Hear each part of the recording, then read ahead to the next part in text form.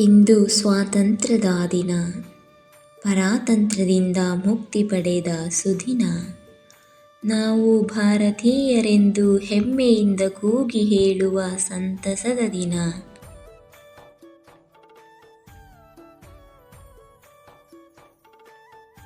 ಬಾನೆತ್ತರದಿ ಹಾರುತ್ತಿದೆ ಕೇಸರಿ ಬಿಳಿ ಹಸಿರಿನ ಬಾವುಟ.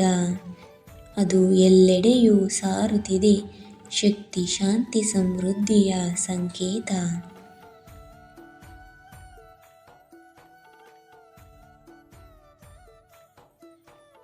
ದೇಶದೆಲ್ಲೆಡೆ ಮೊಳಗುತ್ತಿದೆ ರಾಷ್ಟ್ರಭಕ್ತಿಯ ಸ್ವರಸಿಂಚನ. ಮನೆ ಮನಗಳಲ್ಲಿ ಮೂಡಿದೆ ವಿವಿಧತೆಯಲ್ಲಿ ಏಕತೆಯ ಭಾವನ.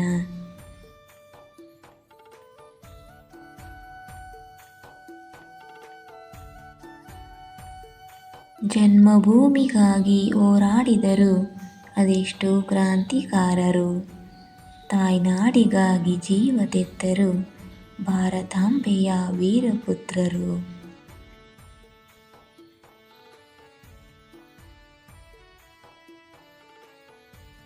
ನಮ್ಮ ದೇಶ ನಮ್ಮ ಹೆಮ್ಮೆ.